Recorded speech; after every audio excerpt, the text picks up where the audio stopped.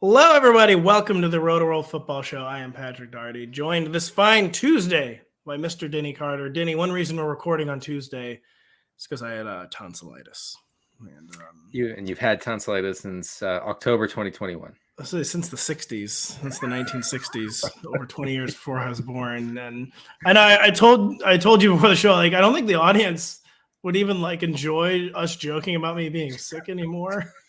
It's just too much. We're getting concerned emails. Like, are you sure? Like, maybe Pat should look into this. Yeah, Pat looks like he's lost 60 pounds. Pat looks like he's gained 60 pounds. Pat says he keeps mentioning viruses I've never even heard of. Right. I'm pretty sure Pat is sick, like sick. So yeah, I'm saying that just in case my voice doesn't sound quite as robust. Your voice sounds 92 to 94% of its usual sound. That's what I would say. Its usual resonance. Now, the other day when we talked, it was down in the low 70 range, I would say. And you didn't hear it over the weekend. It was in the 20s to 30s. Well, so I figured you were down bad. And you were hurting pretty good because you were not perpetually online. And so, and that's how we judge things in this day and age, as the Zoomers say, is if people who are usually always online are not online, then they're probably in mortal danger. Yep. That's the only thing that could keep them off of the internet. It was the perpetual fetal position. Then I wasn't online. I was watching baseball all weekend. And I take it someone else on this podcast was. And this is another becoming a frequent topic of conversation where you have requested to talk about baseball off the lead today because you have some thoughts on the rule changes, particularly what is known as the pitch clock, Denny. I am an unabashed fan of the MLB pitch clock.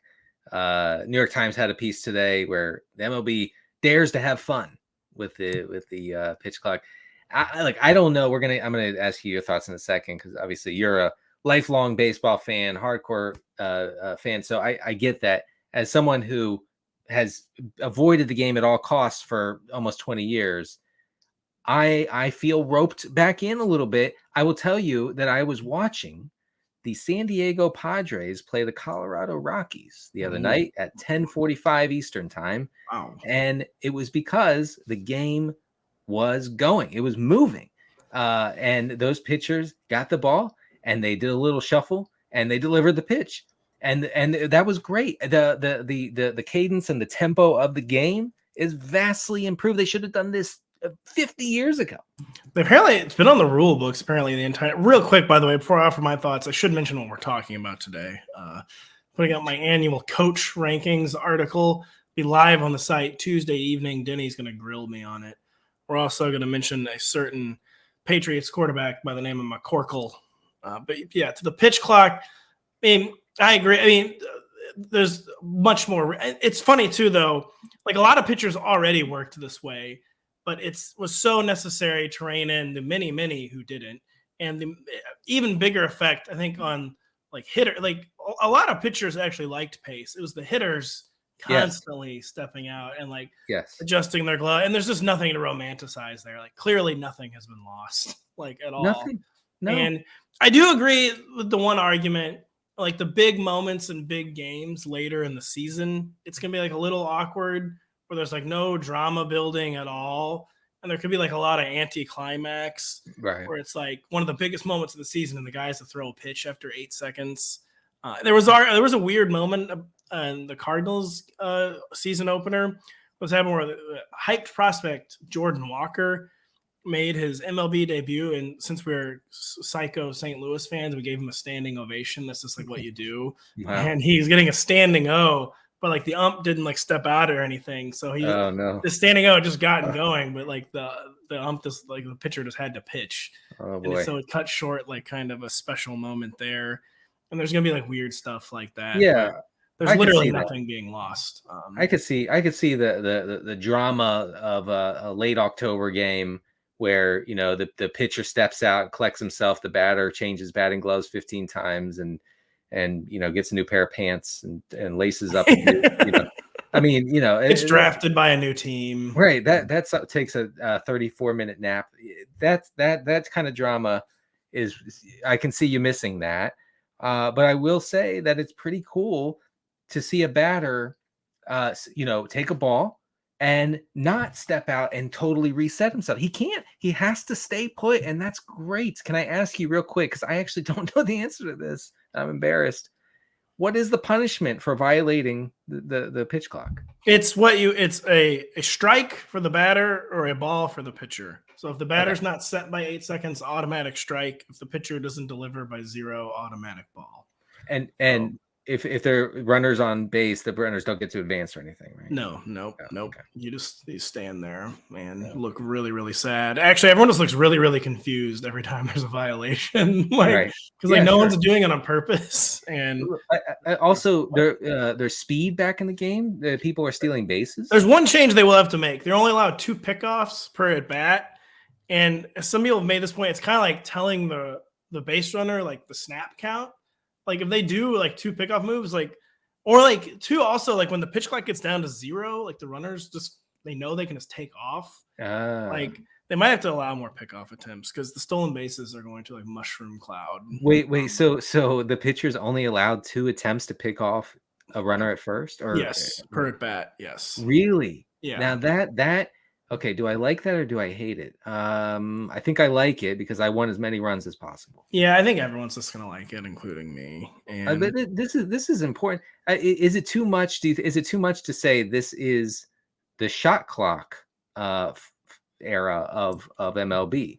It is, and I was a romanticist about like there's no clock, but yeah, it had just gotten like, guess what, David Ortiz? Those gloves are probably still pretty tight.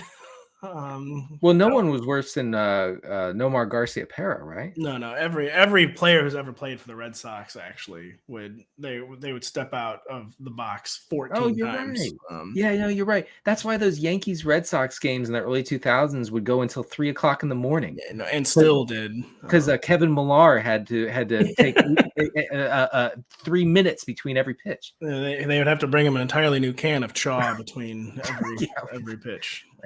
He had a lot of stuff going on there. A lot of stuff going on there. A lot of stuff going on with McCorkle Jones in New England, Denny. They were Patriots are apparently shopping him. Bill Belichick is, quote, this is the real word, agitated with him because Mac Jones dare yell at him admittedly an awful lot last year. It seemed pretty excessive, I thought, actually, by the young man. And it turns out Bill Belichick noticed a lot. A lot of yelling. I've never seen a young quarterback have so many tantrums on the field. And by that, I mean, obviously we've seen Tom Brady have tantrums. We've seen Dan Marino back in the day, like John Elway to an extent, but they had to earn their stripes, right? So once you get to a certain point as a quarterback, you can blame everybody else. You blame everybody but the head coach too. Have that many tantrums and then have them clearly be directed at the coach, and for that coach to be Bill Belichick. Well, but they were directed at Matt Patricia, I guess, but I mean, it's kind of subtweeting Bill. Yeah. So Mike Florio from Pro Football Talk said that the Patriots have shopped Mac Jones to several teams, including the Bucks, the Commanders, the Raiders, and the Texans. He said to pay particular attention to the Raiders, which would be tremendous if Mac Jones ended up there with Jimmy Garoppolo and Brian Hoyer. And we're getting the band back together. Our friend Ed Zitron on Twitter posted, Josh McDaniels has been like a raccoon going through Bill Belichick's trash and finding like his old players. And that's not exactly wrong. It was reported earlier in the day by Tom Curran from NBC Sports that Belichick was, quote, agitated, like you said, with Jones for his tantrums and for seeking outside help in improving the struggling New England offense. Oh, that's right. That's the cardinal sin with Bill. And it said he said that is that lack of loyalty and going outside the building for help, which is something, is seen by Belichick, according to Curran, as worse than bad play. Like it would be better if you were just bad on the field, Mac, but you went out and you betrayed Matt Patricia, the greatest offensive mind this generation has known. But I think that speaks. I will say I'm not a Mac Jones defender by any means. I don't think that he's on a trajectory that would put him in elite territory by any means. But I will say, a young guy like that being so desperate to rejuvenate an offense that was horrific for most of the year, for all of the year, really. I mean, I think that speaks to his character and his desire to win. I like that. And he was also, we can say what you will about Mac Jones, and I know you will always quote, say what you will about Mac Jones. He was good enough for the team to make the playoffs with as a rookie. He was good enough where if they had just won last week 18, they would have made the playoffs again. And this was with a supporting cast that was not good. And just they continually changing who the featured players were. Like Bill Belichick could never, ever settle on a receiver rotation. And it was excessive, like the histrionics on the field. Like there's no doubt about that. But like you said, he was just like desperate to be better and set up in the most ludicrous experiment in modern NFL history of Matt Patricia coordinating the offense. I mean, just a patently ludicrous setup for way to run your offense. And Bill probably needs to give the young man a mulligan. But I don't know. I mean, do you think? I feel like once like these fires start burning in New England, like it's usually like it's already like a sealed deal. Like maybe Bill, or unless Bill's just like trying to scare him. I don't know what like the end game is to this though. He's not happy with him, that's for sure. I mean, when he was asked about Mac Jones last week at the owners' meetings, he said, we'll see. We'll see if he starts. I don't know. I have to meet the kid first. It sounded pretty cold to me. I mean, not fair, that's how he talked about Tom Brady until he was 45 years old. That you're actually right about that. We'll get into Belichick in a second in your coach rankings, but yeah, I mean, Mac Jones was set up for failure last year from the get-go, and I don't think that you can hold that against him.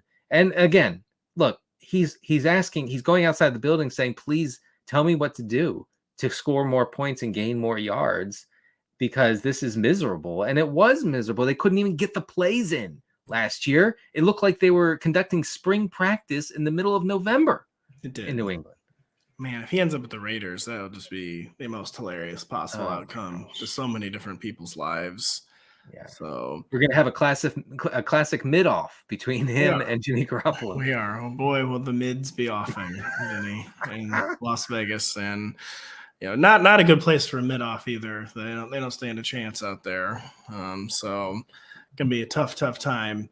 But yeah, it's the coach article, Denny, the coach rankings, where I, for some reason, rank the NFL coach. Not for some reason. It's a lot of fun. And I'm sure it is. I view it as like, you have to rank. There has to be some sort of hook. And I take the ranking part seriously. But I want it to be more of like, I hate this word is like so what's the word? I don't know, sanctimonious or something. I like it to be like a compendium of just kind of like where the coaches are right now in their current situations. But I do genuinely try to rank who I think like the best coaches for 2023 are. Right. So they're all ranked. The new hires are not ranked. So all the returning coaches are ranked. The new hires are thrown into their own separate batch. It's going to be live on the site Tuesday night. It is no joke, 7,000 words. Very long. Very, very long. You know, but you know what? It's worth reading, and we're talking about 32 positions. So you should read the whole thing, but you can Control F and search who you want also too. You can Control F and decide who you're going to get mad about. That's true. That's true. That's really it's a lesson or an exercise in just complete internet anger. I mean, Manhattan DA Alvin Bragg finally got the charges dropped against me for the Joe Judge ranking, which I'm glad to hear. I was a pressurized, politicalized Also situation. Yes. Yeah, but they've been dropped. So thank goodness. So let's throw to you though, Denny, because you're going to ask me some questions. Yeah, I did have some questions. I read through it this morning, and obviously we can't get to every coach, but I wanted to start at the top. You have Andy Reid at the top. So let me interrupt you literally immediately. Okay. Because I've done the article since 2014, I think was the first year I did it. And this is the very first year where I've admitted defeat. I don't have Bill Belichick in number one. Which, So. I mean, it's definitely, I think the right call. So my question for you, and you, first I want to compliment something you wrote about Andy Reid. You said Andy Reid is one of the greatest coaches of all time in the middle of an imperial phase, showing no signs of slowing down. I just want to compliment you on that turn of phrase. Thank you, Denny. From one writer to another. And yeah, so he has Patrick Mahomes still in his prime, probably will be in his prime for the next, I don't know, 3, 4, 5 years. And what? No, I'm talking about Mahomes. Yeah, I think it's gonna be a little longer than that. 5 more years of prime Mahomes? Yeah, I'd say like 6 or 7 at least, probably. Okay. Well, anyways, I don't know. Sorry. we'll Quibbling. My question is there a scenario? Because you said, okay, Belichick's 2, but Belichick is, in your opinion, the greatest of all time. If you had to win a game on any given Sunday, you're giving it to Belichick. So is there a scenario where Andy Reid overtakes Bill Belichick as the greatest coach of all time over the next 5, 6, 7 years? Wow, man. Not to get heavy. I had never thought about that. I honestly don't know because, too, I mean, so much of it is about like PR and aura, and like Belichick's aura, formed very early in his career. And so did Andy Reid's. But like Andy Reid's has always been of like, this guy will score 1 million. It was never like an overall football genius, Andy Reid, and where Bill Belichick got himself branded so early on as overall football genius. And I think it'll probably just come down like as what it always does, the raw number of championships, and that there's probably no way he's got 4 more in him, Andy Reid. But I think more likely is that Andy Reid has made it unassailable that he's now the second best coach of the 21st century. I'm kind of trying to avoid stuff like all time. Even for Bill Belichick, I've tried to stop saying like greatest coach of all time. Sure. Because all I really know is the 21st century, of course. Okay. Yeah. And where I think what is much more likely and is happening is that Andy Reid is now unassailably the number 2 and will be the guy who always gets mentioned immediately after Belichick. And he already was like the most commonly referenced guy right after Bill Belichick. I mean, he still didn't even have more Super Bowls than like John Harbaugh or Mike Tomlin. So he's like just now got like that differentiator over a lot of his like next closest competitors, where he finally has that second Super Bowl. And it might also just like serve in some weird way. Maybe it will just serve as like even further reinforcement of the Patriots' greatness. Like Andy Reid couldn't even get his second Super Bowl until Tom Brady, basically was like finally retired. And oh man, I don't know if any of this even makes sense. But no, I get it. What I'm asking you to please say yes, because I desperately don't want to call Bill Belichick the greatest coach of all time. No, he will be, and Bill Belichick will be too, though, because you ain't cheating, you ain't winning. I mean, Bill Belichick is like the ultimate like Daniel Plainview, where he took it to the limit always, and you can question his methods, and it should question his methods. Probably, but you got to hand it to him. You do have to hand it to him, and the results they have spoken for themselves, and they've shattered many a dream, including mine when I was 15, and they cheated against the Rams. Yeah, they cheated, but it worked out because they won. It did, but yeah, I mean, it is interesting. Sorry, I know you want to like where as Reid is getting older, his reputation is improving, and Belichick, his is like finally taking on a little water. It is a really interesting scenario, and where it's like you can't just say it's only about quarterbacks either. Yeah, because Andy Reid had so much success without ever having like a Tom Brady type quarterback. He had some really good quarterbacks. Donovan McNabb, probably going to end up one of the more underrated quarterbacks of the 21st century. But like he had so much success without a Brady or Mahomes. And like now, like the Mahomes is basically like his just reward, basically for how good he was. Yeah, that's true. Whereas Bill Belichick is still trying to find his footing without his Brady. So it will get more fascinating and more muddled. Is basically what always happens. Everything just gets more and more muddled. Yeah, I can definitely see that happening. All right, on to Mike Tomlin, who you rank as the number 4 coach in this year's rankings.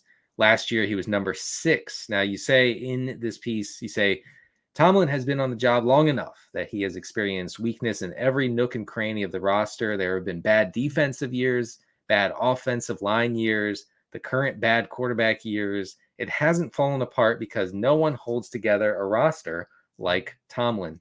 Maybe he will need another Roethlisberger to take it back to the next level. That that it hasn't crumbled is a testament to elite coaching. Now, my question is, you start this coach ranking piece by saying the new crop of coaches has officially taken over. Like the new crop, meaning the Shanahan and McVay branches of coaches, they are the new norm. Okay? The Jim Crew coaches, yes. So that makes Tomlin, that makes Belichick, I guess to an extent, Andy Reid, it makes them dinosaurs.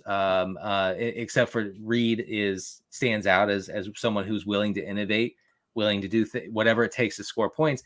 Tomlin is not that way. I was looking up some stats before the show, and since the start of the 2020 season, the Steelers are 23rd in EPA per play. The bad offensive years, now we're entering year 4 of terrible offensive years. We are.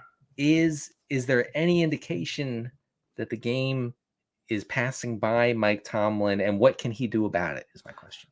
I don't think so, because he's never been an innovator, really. He's always just been like Mike Tomlin, a football coach, and that's kind of why I think he won't go out of style, because he's kind of always been out of style, and he's just like one of the only things that doesn't go out of style, I guess, though, where he's just a football coach. Like he's just like out there, like mastering like the finer details, and like is as good of a leader as humanly possible. Like there's no situation that throws him off. There's like no looks that throw him off at this point. As I say in the article, no type of roster problem that will sink him. He's just, everything has been thrown at him. It's been 16 years, and he still has never once lost more games than he's won. Like that really is just incredible. It is. Yeah, I know they had Ben Roethlisberger for a lot of that, but even without Ben, yeah. And I just don't think, like, a guy who's always just been like marching to his own time, so to speak. I just think he'll like keep figuring it out. But I do like it's clear he needs another quarterback, but like that he's not gonna like ever just like gut and guile his way to another Super Bowl. Like Super Bowls aren't possible if you don't have a high baseline, obviously. And like he just, like Belichick, he keeps his baseline just so ridiculously high. But like and like Andy Reid, like basically the roster is he's always going to be ready to like seize a Super Bowl window and opportunity as soon as like the right players are there, aka the right quarterback is there. Right. And like I just think he's keeping like basically the team on like a footing that like if that right player shows up, like we'll be ready to go. And that's kind of like maybe all you can really ask for from a head coach, because a coach is never just going to win a Super Bowl on their own.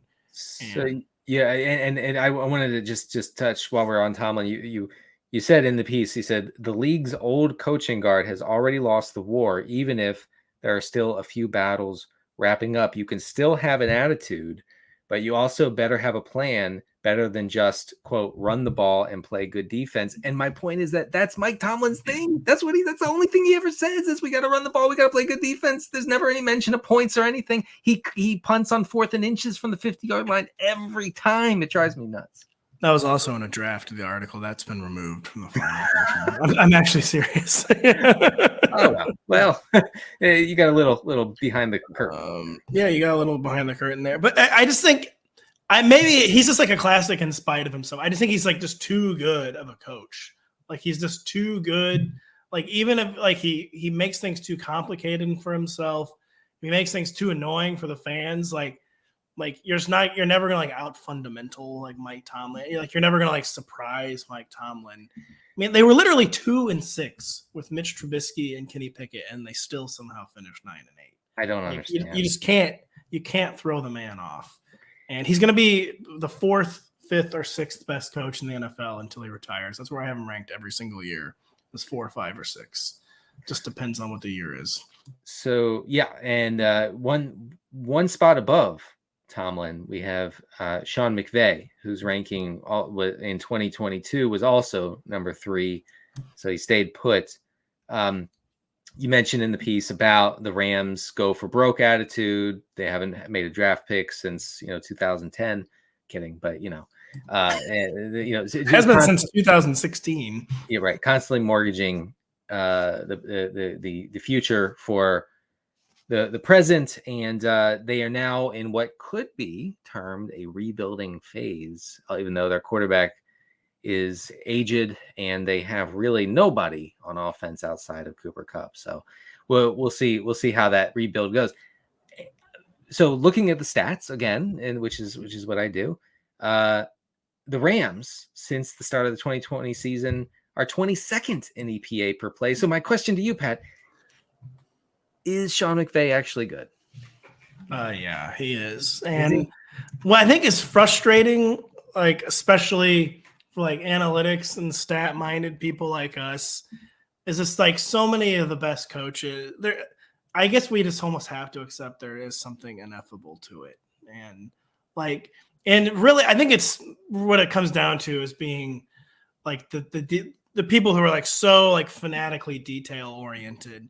And as we've seen, like Sean McVay going viral, where he like literally remembers like every play that's like ever been run by his team or against his team. Like, I don't know how you compete with that.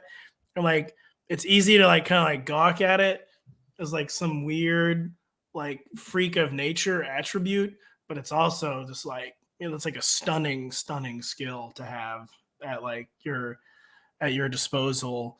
And that I don't know how to even say any of this without sounding like I'm a 1950s football guy. Yeah. But like, no, he's just another guy. Like, you can't, like, you're never going to come in, unless you're Bill Belichick, you're not going to come into a game against the Rams and be the one who has a greater mastery of like the finer points of the game that day. It's like just not going to happen. And like, it's annoying then like when you see them do things that are so negative EV, like clearly they shouldn't be doing, but they're just doing so many other things so well and really thinking about so many different problems you probably don't even realize exist and solving them in like ways that we still don't understand. I mean, I'm making it sound like basically, yeah, we'll just never know. You just gotta accept the. Yeah, I mean, I feel like maybe McVay losing so much coaching talent over the years has taken its toll. It has taken a toll, but I mean, even last year, before he got hurt, like, well, Cooper Kupp just wide open every single play yet again, huh? And I have to imagine that has something probably to do with Sean McVay. And last year, too, was just all about McVay's roster building had finally curdled. And he finally like just done, like I said, in the like too much charge card living, where I think he overestimated his ability to like keep remaking the roster on the fly. But like, as long as he has like enough, I mean, the 2017 Rams team he had, his first team wasn't really that talented of a team, and he immediately went 11-5. Like, if he just has like a reasonable amount of talent, I mean, I think he's like instantly winning, like at the absolute minimum 9 to 10 games, and probably usually like 11 to 12. And then we just have to accept that he knows more about football than we ever possibly will. I do agree with that part. I will say that the team building part, I tend to question when Ben Skoranek is your wide receiver too. That's what I'm saying. McVay could. That's where so many of these guys get tripped up too, as the team. But I mean, even Bill Belichick, just like even like letting yourself get tripped up by just not having an offensive coordinator. It's just like, what are you doing?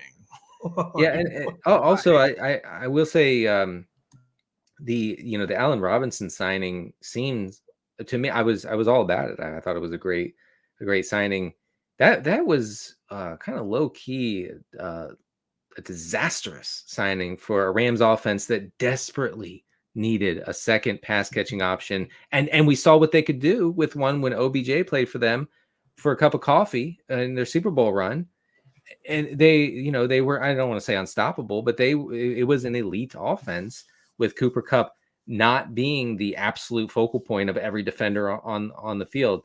So I think that kind of tanked them offensively last year. Allen Robinson's underperformance. Hopefully they can get someone who can function as a viable wide receiver too. I think one thing, by the way, that's kind of made the Rams look more negative EV than they probably actually are too, is that especially like in 2021, like when they started going super run heavy, I really think it was just McVay like understanding his roster more than we did. Mhm. I'm talking about the Super Bowl winning year. We're just like yeah, I can't keep letting Matthew Stafford throw 3 picks every game. Yeah, right. And 2 for touchdowns. yeah, I just think that he's willing to do like the unglamorous work of winning football games. Yeah. He's a football guy, even though he's our age and not very Our big. age, please. I'm like 6 years That's older. true. That's right. He's a lot younger than you. Yeah. Sorry. All right, we're gonna go down the ranks here to all the way to number 19, and I'll just say that you have Kevin O'Connell, who went 13-4 in the regular season last year in his first year in Minnesota, ranked 19th. Explain yourself. I mean, Kevin O'Connell's a really, really weird one. Like the Vikings are a really, really weird one.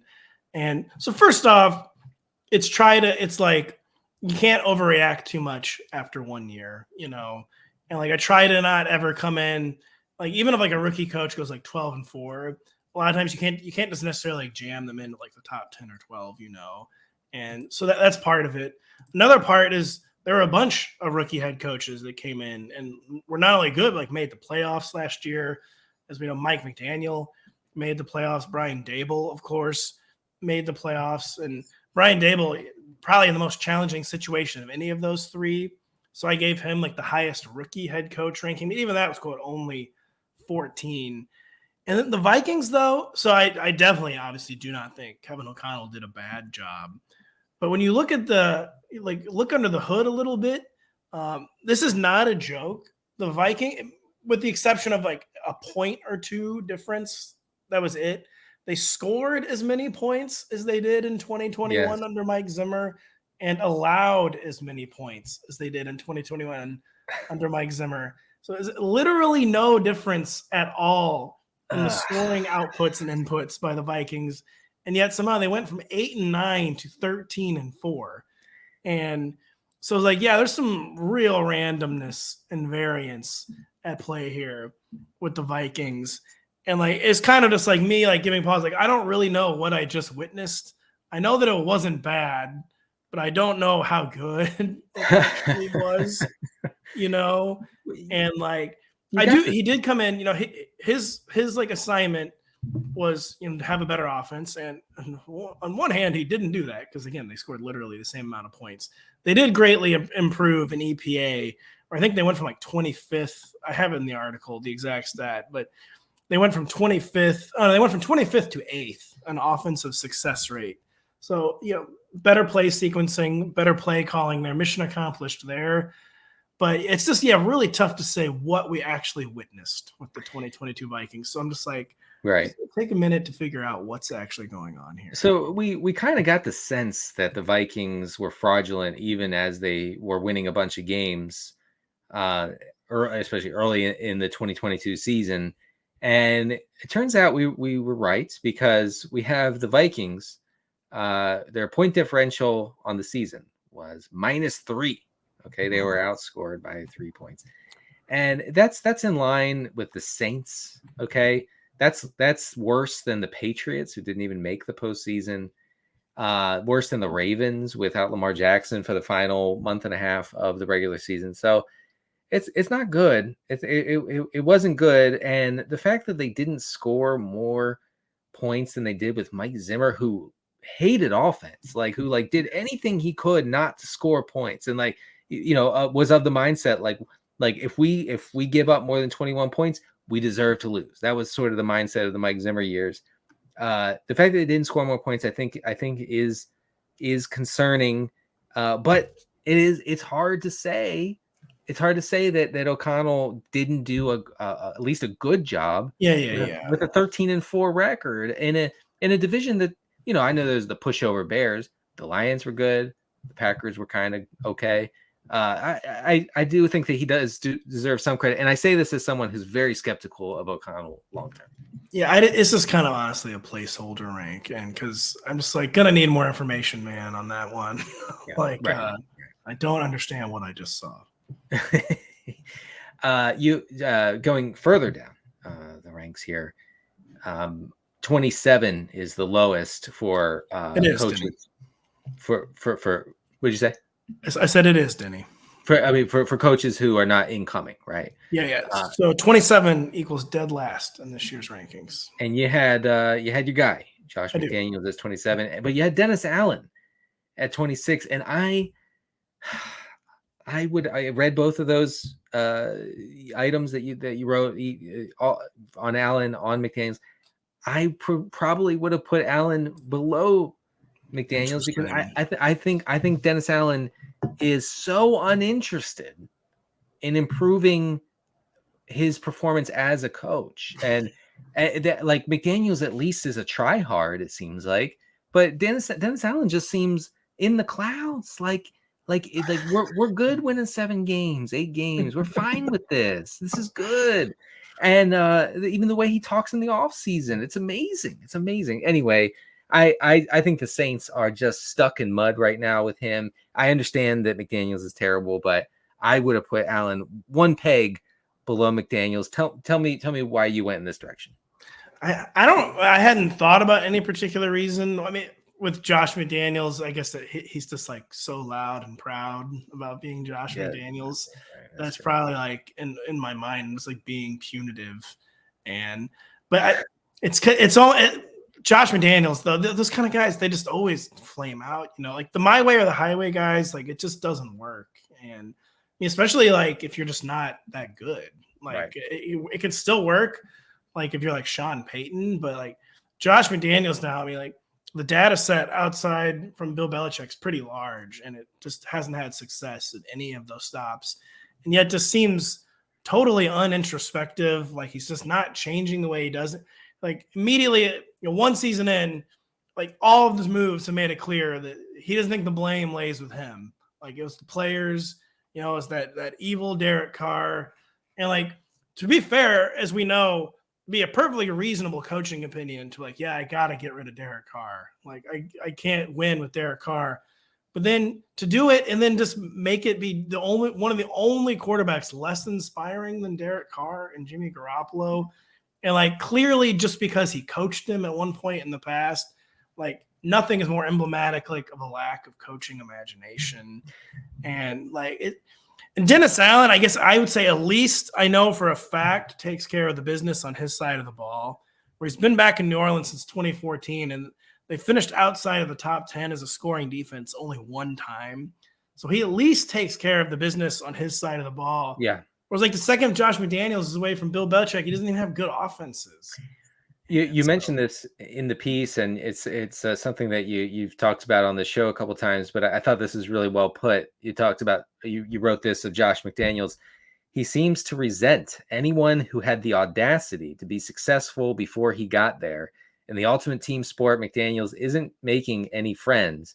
It has left him with a paucity of victories and little hope for a franchise that keeps swinging big at head coach only to strike out. And it is a really weird, unexplainable phenomenon for a coach to be so mad about players who were good before he got there. And this is the second time he's done this as a head coach, is to say basically like, well, I don't even know what the thinking is. Like, how dare you? How dare you be good without me? Like you're out. I don't understand. No, it is really strange, and I guess it's got to be like whatever. They're not going to do it my way because they think they're good, and like maybe like these guys can't be on their own program. They've got to be on the McDaniels program. And Darren Waller's like, can I just have 850 yards, please? Like I always do.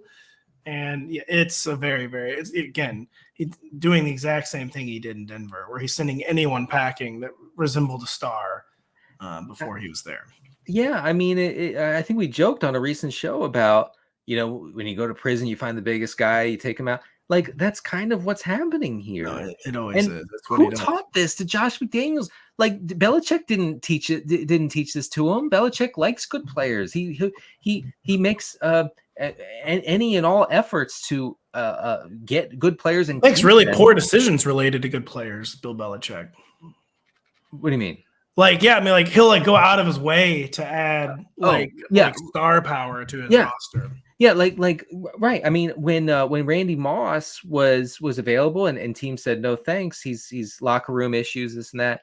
Belichick said, "Come on, Come on. And look what happened. So anyway, I don't know who taught this to McDaniels, but it is a formula that can never work. And it's painfully obvious, I think, to us and to anybody observing the Raiders, that he's on his way out.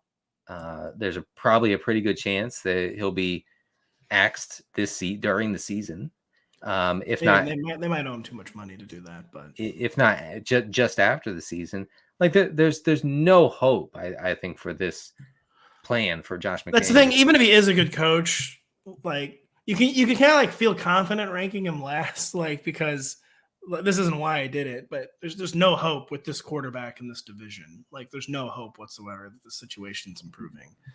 And so, real quick, we have to take a real quick break, Denny. Okay.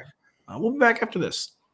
Every season is draft season. Get your Rotoworld Draft Guide bundle today and dominate your football, baseball, and basketball drafts, packed with profiles, rankings, projections. Order today and get all 3 Rotoworld Draft Guides for the price of 2. Plus, use promo code Barry and save an extra 20% at checkout. That is promo code Barry for an extra 20% off at checkout. And don't forget, download the Rotoworld app to receive breaking player news all season long. Stay ahead of the competition by favoriting players in your roster. Get the latest injury updates, player news, and much more delivered right to your phone. It's available in your app store today. Hey, Denny. All right. Am I still in the hot seat, or do I need to put you on the hot seat for a minute? Yeah, you go ahead. You put me on the seat that is hot. Well, so one thing I struggle with every year, and you don't have to go long on these. Every year I struggle, like, what's the difference between Tomlin and Harbaugh? Like, they're like the same guys. They're like the overall team builders. They're the guy who just kind of like always like better than they seem like they should be. Harbaugh's a little different, where Harbaugh does like kind of innovate more than Tomlin, where he's like into EPA based like decision making. He embraced the dual threat quarterback. But every year with Harbaugh and Tomlin, I'm like, yeah, they're 2 of the 5 or 6 best coaches in the NFL. And like whether I have them like 5 or 6 that year just kind of like depends on how I'm feeling that day, basically. Yeah, I mean, it's close. I think they're vastly different coaches. Harbaugh, whereas Mike Tomlin, like I said, is punting 4th and inches from the 50-yard line in a tie game in the 4th quarter. Harbaugh is going for 2, late in the game to win the thing. Okay, like he is not messing around with the analytics. He seems to really trust that sort of analytically guided base, whatever decision making. I like that myself. Generally, it hasn't really worked. So he has 2 playoff victories in the past 10 years. Exactly. So it's hard to say like, oh, well, this approach is working because the results are not really there. It's hard to judge that way in football because the sample size is so limited, right? I mean, we're not, it's not baseball, it's not basketball where you have a game every day, and if you use use an analytically guided approach, eventually you're going to see some results sprout up. But it's not that way with football. So I do think that you have Harbaugh should get credit for being willing to evolve and change with the times and with the game. Where Tomlin is very upfront about it. I'm not reading into it at all. Like, Tomlin is upfront. We play this way. We've always played this way. We will always play this way. And so it's just 2 completely different coaches. Yeah, I guess maybe like innovation versus execution. I don't even know, because Harbaugh I'm sure he likes to execute too. So I'm sure he would. I think they're just 2 very good coaches who, like, it can be easy to get down on them. Like, when you have such a humongous sample, like in terms of like football, they have humongous sample sizes at this point. And when you've been around long enough, you're always going to have holes in your resume. Like Andy Reid did 1 Super Bowl in 25 years, and like John Harbaugh, yeah, again, two playoff victories in 10 years. Mike Tomlin hasn't won a playoff game in 6 years, but yet they're still good every year. And like, it's almost like they're kind of victims of their own success, where they've lived long enough to not become the villain, but just to have average seasons, I guess. Yeah. But I haven't seen any indication that either of them are really falling off. Where do you fall on McVay versus Kyle Shanahan, Denny? I know that the Shanahan stuff drives you nuts sometimes, and it does me as well. And I think Shanahan could be way, way more aggressive as a coach. That would be great to see, because I think he tends to hold his team back with very conservative decision making, not necessarily play calling, but the punting and the kicking and the goal to go situations. Okay. Saying that, I have to lean Shanahan. Yeah, I have to lean Shanahan, because that, I mean, his offense, however run heavy it is, however conservative it is with the dump offs, with the, not really throwing it deep, not being aggressive with pass rate over expected, whatever. I mean, it just churns out points, man. Like that it just eats up defenses. You cannot say the same thing about McVay's offense in recent seasons. I think you can say the same thing about McVay's offense, with the humongous exception of 2022. And I just think a big difference is like McVay's offense, I think, changes a lot more.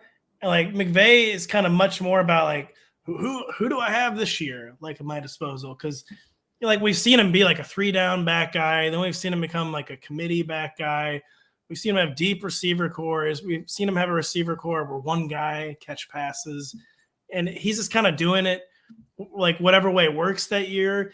Basically, he doesn't have like his offense branded as well as Shanahan's, which is always be like the zone blocking, the dominant rushing attacks, like the really like carefully coordinated passing attacks.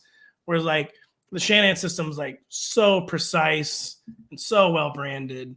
Whereas the McVay system is kind of like whatever's going to score him points that year. I think maybe he doesn't get quite as much credit as he deserves for still being like a true offensive mastermind.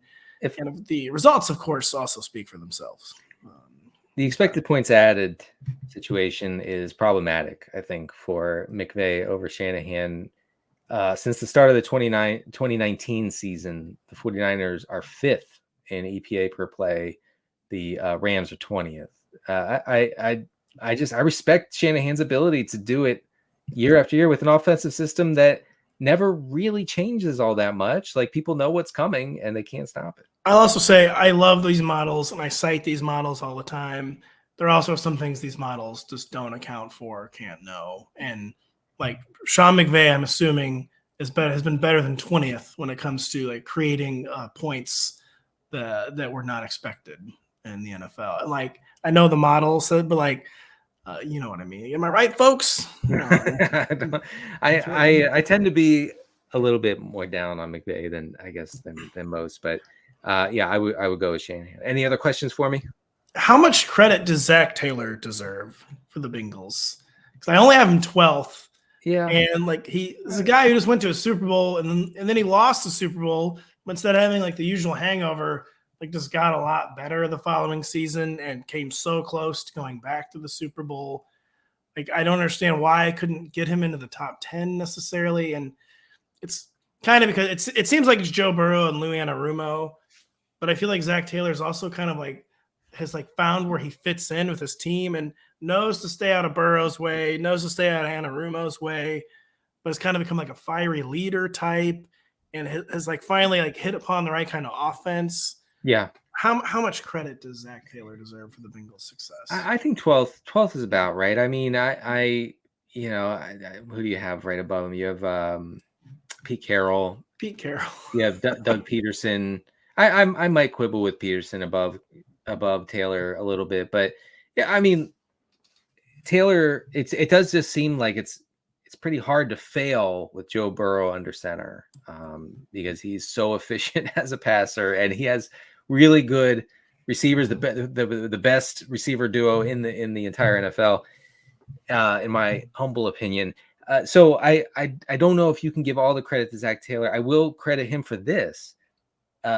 It did look a little hangovery at the start of the 2022 season after losing the Super Bowl. It looked like a typical, like, we lost the Super Bowl, we're going to miss the playoffs. People are going to say, well, Zac Taylor needs to go, this and that. I think I said on the show one time, the Bengals should have fired Zac Taylor,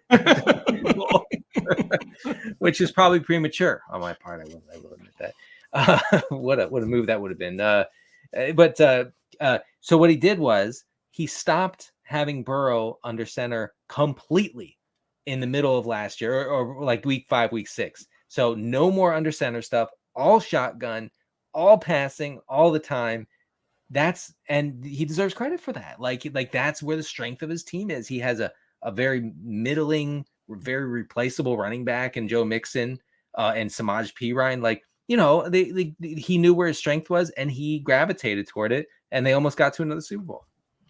A few more questions. We're going to get out of here in just a minute, though. We talked about like the big wave of rookie coaching success in 2010. And part of that was because there were 10 rookie head coaches in 2022. Like, some of these guys were going to have to make the playoffs. Like, last year was just insane with the turnover.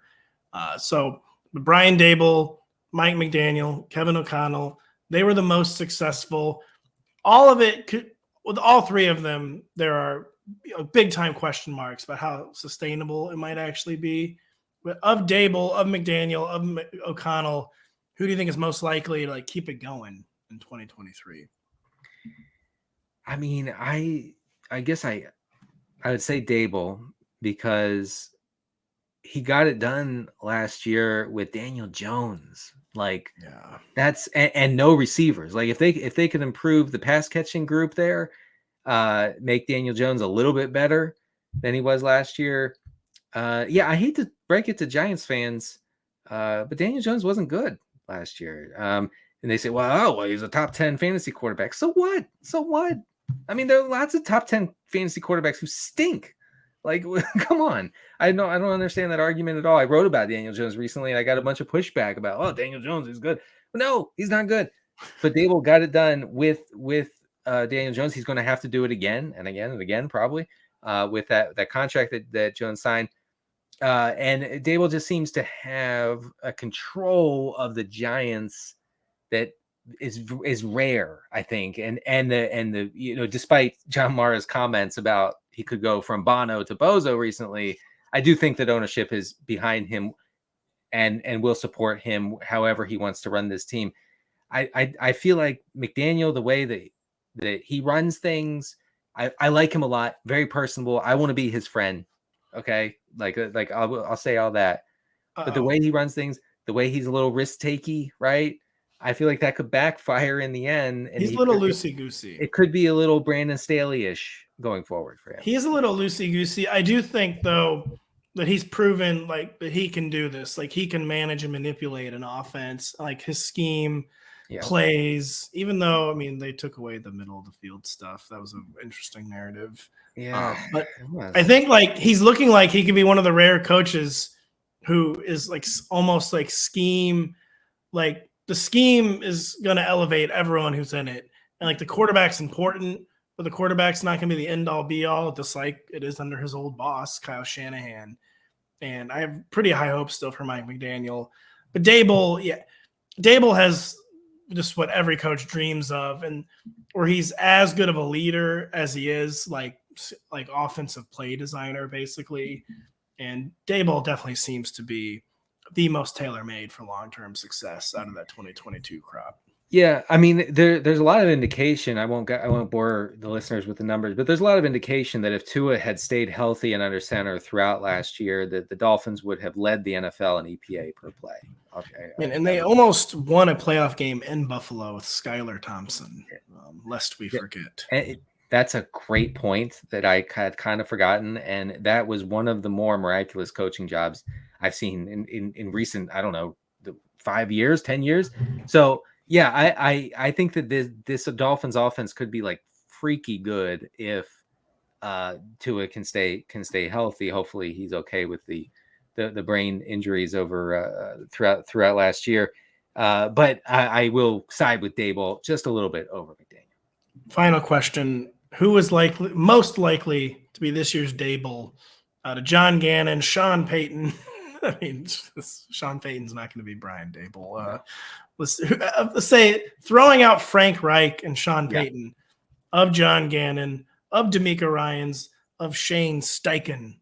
Who's the Brian Dable lurking in the weeds? D'Amico Ryans, folks. It's D'Amico Ryans, and I think that was a great hire.